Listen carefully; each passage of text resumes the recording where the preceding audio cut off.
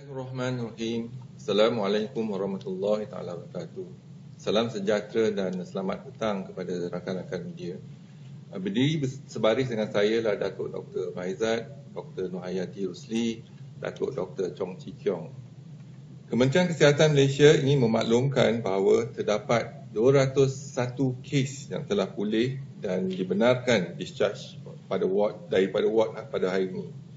Ini menjadikan jumlah cumulative case yang telah pulih sepenuhnya daripada jangkitan COVID-19 dan telah discharge daripada ward adalah sebanyak 2,967 kes, iaitu bersamaan dengan 56.5% daripada jumlah keseluruhan kes. Sehingga 17 April 2020 jam 12 tengah hari, terdapat 69 kes baru yang telah dilaporkan. Ini menjadikan jumlah kes positif COVID-19 di Malaysia adalah sebanyak 5,251 kes. Oleh itu, jumlah kes aktif dengan keboleh jangkitan COVID-19 adalah 2,198 kes. Sehingga kini seramai 51 kes positif COVID-19 sedang dirawat di unit rawatan rapi. Dan daripada jumlah tersebut, 26 kes memerlukan bantuan pernafasan. Daripada maklumat terkini yang dilaporkan kepada CPRC Kebangsaan, duka cita dimaklumkan bahawa terdapat pertambahan 2 kes kematian berkaitan dengan COVID-19. Justru jumlah cumulative kes kematian COVID-19 di Malaysia adalah sebanyak 86 kes, iaitu bersamaan dengan 1.64% daripada jumlah keseluruhan kes. Kes kematian ke-85 iaitu kes 5,064 merupakan lelaki warga negara Malaysia berumur 85 tahun. Beliau mempunyai sejarah kontak rapat dengan kes positif COVID-19 iaitu kes ke-4,657 berkaitan dengan kluster PUI Bali. Beliau telah dirawat untuk penyakit barah darah di pusat perubatan swasta dan kemudiannya dipindahkan ke Hospital Tengku Ampuan Afzan Pahang pada 15 April 2020 dan disahkan meninggal dunia pada 16 April 2020 jam 3.30 petang. Kes kematian ke-86 iaitu kes 5,183 merupakan lelaki warga negara Malaysia berumur 85 tahun dan mempunyai latar belakang penyakit darah tinggi dan strok. Beliau telah mempunyai sejarah kontak rapat dengan kes positif COVID-19 iaitu kes 2,321. Beliau telah dirawat di Pusat Perubatan Universiti Malaya pada 1 April 2020 dan disahkan meninggal dunia pada 16 April 2020 jam 8.56 malam. Kementerian Kesihatan Malaysia mengucapkan takziah kepada semua ahli keluarga mereka.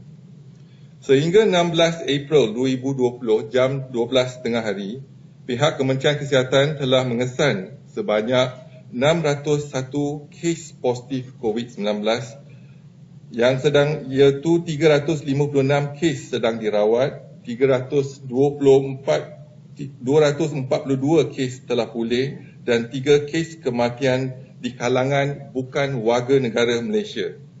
Mereka adalah daripada kumpulan pelancong, pekerja asing, golongan pelarian dan pemohon suaka.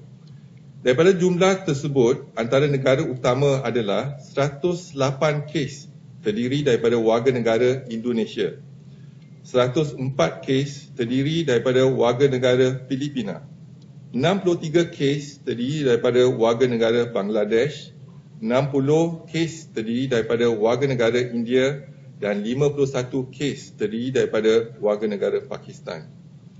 Seperti yang termaklum melalui media massa, terdapat peningkatan kes COVID-19 di Singapura yang dikaitkan dengan penularan COVID-19 di asrama pekerja. Ini dilaporkan telah menyumbang kepada lebih daripada 50% keseluruhan kes positif COVID-19 di negara tersebut.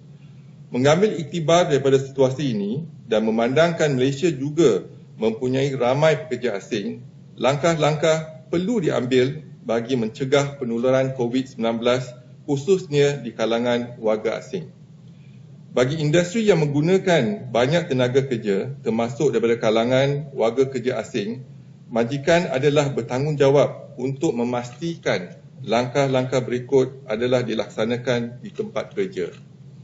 Pemeriksaan suhu badan dan gejala sebelum memasuki premis, penyediaan tempat cuci tangan atau hand sanitizer, kerap melaksanakan proses pembersihan dan nyah kuman terutamanya ruang guna sama, amalan jarak sosial selamat iaitu sekurang-kurangnya 1 meter termasuk di ruang kerja dan ruang makan seperti elakkan pekerja berkumpul di ruang sempit iaitu confined space, elakkan terlalu ramai pekerja bersama pada satu masa iaitu congregation dan amalkan jarak 1 meter semasa bercakap iaitu close conversation.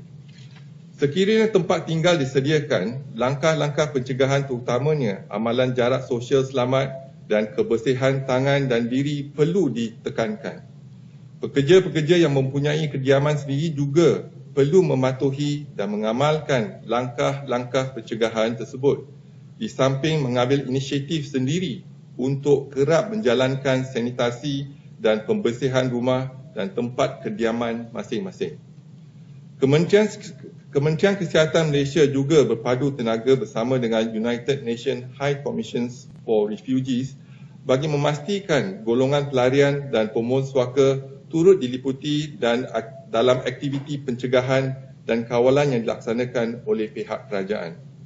Kementerian Kesihatan Malaysia bekerjasama rapat dengan kedutaan negara-negara berkenaan di Malaysia dan juga badan bukan kerajaan yang berkaitan agar dapat membantu Kementerian Kesihatan Malaysia dalam usaha penyebaran dan penyampaian maklumat kepada warga asing di Malaysia dalam bahasa ibunda masing-masing. International Health Regulation Focal Point daripada negara-negara berkaitan juga akan dimaklumkan mengenai kes-kes positif COVID-19 di kalangan warga asing di Malaysia. Kementerian Kesihatan Malaysia menasihatkan orang ramai supaya mematuhi segala arahan berkaitan dengan perintah kawalan pergerakan. Semasa berada di rumah, Kementerian Kesihatan Malaysia ingin menasihatkan orang ramai agar sentiasa mengamalkan tahap kebersihan yang tinggi pada setiap masa serta kerap mencuci tangan menggunakan air dan sabun dan amalan jarak sosial yang selamat sekurang-kurangnya 1 meter daripada orang lain. Kementerian Kesihatan akan terus memantau perkembangan kejadian COVID-19 melalui segala maklumat yang diperolehi dan akan dimaklumkan kepada rakyat daripada masa ke masa. Dan saya akan maklumkan laporan PKPD COVID-19 di Malaysia sehingga 17 April. Iaitu kalau kita lihat Kampung Sungai Lui, Selangor, ada pertambahan 2 kes menjadikan jumlah kes positif ialah 131. Dan di tempat-tempat lain tiada pertambahan kes. Dan untuk kluster perhimpunan di Masjid Seri Petaling, kita lihat ialah jumlah kes positif adalah 1,946. Bilangan sampel yang diambil adalah 26,021 kes. Dan bilangan positif 1,946, bilangan negatif 21,890 dan melibatkan 5 generasi. Seterusnya, laporan kluster COVID-19 di Malaysia iaitu ada peningkatan 10 kes di kluster Sendayan menjadikan jumlah kes 76.